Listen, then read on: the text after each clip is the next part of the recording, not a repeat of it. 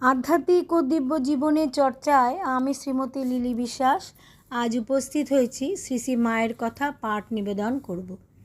মায়ের প্রণাম মন্ত্র। জননীম শারদাম দেবীম রামকৃষ্ণম জগদ্গুরুম পাদপদ্মে তয়ো সিত্বা প্রণমামি মুহুর্মুহু প্রণমামি মুহুর্মুহু প্রণমামি মুহুর্মুহু। জয় মা, জয় মা, জয় মা। মাতৃত্বের কাছে শ্রীরামকৃষ্ণের পরাজয়। চিরকল্যাণময়ী জননীর ঐশী লীলার শুভ আরম্ভ। এখানে আমরা দেখি অবতার শ্রীরামকৃষ্ণ ভগবতী সারদার মাতৃত্বের কাছে পরাজিত হয়ে হাসতে হাসতে নহবত থেকে নিজের ঘরে ফিরে আসছেন। ওইকালে বালক ভক্তদের অনেকে দক্ষিণেশ্বরে রাত কাটাতেন এবং ঠাকুরের নির্দেশে ধ্যান জপ করতেন। বেশি খেলে ধ্যান জপে বিঘ্ন হবে, তাই ঠাকুর মাকে নির্দেশ দিয়েছিলেন কাকে কখানা রুটি দিতে হবে। এ প্রসঙ্গে মা বলছেন, উনি বললেন, নরেনের ভেতর আগুন অর্থাৎ জ্ঞান অগ্নি দাউ দাউ করে জ্বলছে, তাই ওকে 14খানা রুটি দিও, রাখালকে দিও 6খানি, আর লেটোকে 5খানি, বুড়ো গোপাল ও বাবুরামকে 4খানি দিও।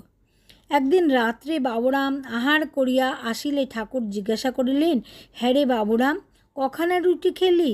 বাবুরাম বলিলেন, 6খানি। ঠাকুর, এত বেশি খেলি কেন? বাবুরাম উত্তর দিলেন, মা দিলেন যে। ইতিপূর্বে ঠাকুর একদিন রাখালকে জিজ্ঞাসা করিলে তিনি 7খানি বলিয়াছিলেন। সেদিন ঠাকুর কিছু বলেন নাই, কিন্তু আজ আর থাকিতে পারিলেন না।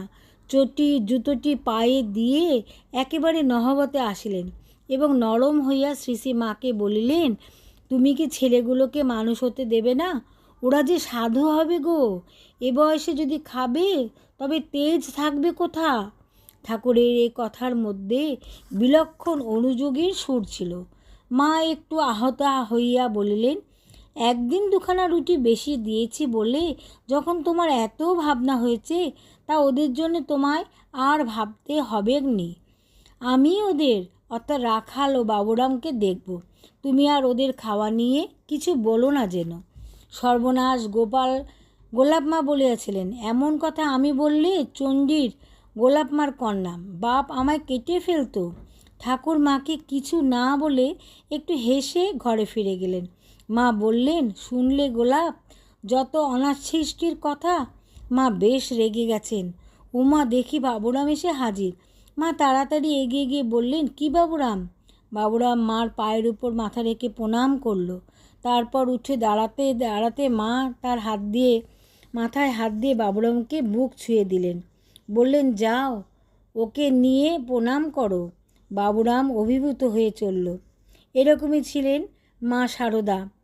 তিনি যেমনভাবে সন্তানদের সেবা করতেন, তেমনি মা স্বামীর প্রতিও তার ছিল তিনি সমান সম্মান, সমান শ্রদ্ধা, এবং মা ছিলেন নিঃস্বার্থপর। সাধারণ স্ত্রীরা স্বামীদের নিজেদের অধিকারে রাখতে চায়, কিন্তু মা তেমন ছিলেন না।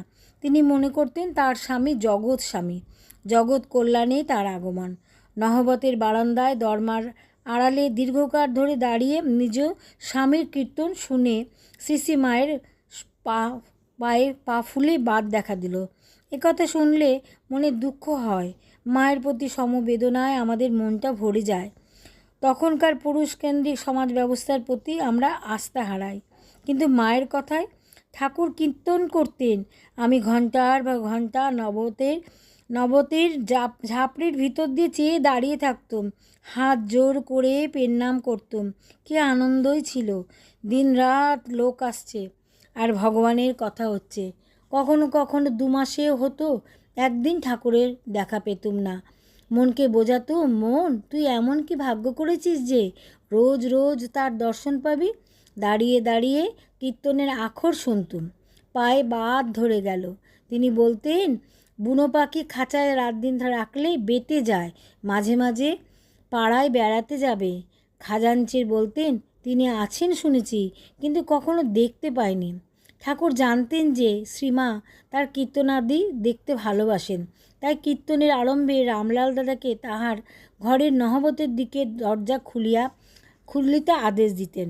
বলিতেন, এখানে কত ভাবভক্তি হবে, ওরা সব দেখবে না? অর্থাৎ শ্রী শ্রী মা লক্ষ্মী দিদির কথা ঠাকুর বলছেন। শুনবে না? কেমন হবে তবে তো শিখবে। দরমার মধ্যে অঙ্গুলি প্রমাণ ছিদ্র দিয়া তাহারা দেখিতেন। ক্রমে সেই ছিদ্র বড় হইয়া গিয়াছে লক্ষ্য করিয়া ঠাকুর রহস্য সহকারে ভ্রাতুষ্পুত্রকে বলিলেন, ওরে রাম নেলো, তোর খুঁড়ির পর্দা যে ফাঁক হয়ে গেল। ঠাকুরের ভাব গ্রহণে অসমর্থ রামলাল উত্তর দিলেন যে এজন্য ঠাকুরই দায়ী। যেহেতু রামলাল উত্তরের দরজা বন্ধ রাখিতে চাহিল, ঠাকুরই উহা খুলিয়া রাখিতে নির্দেশ দেন।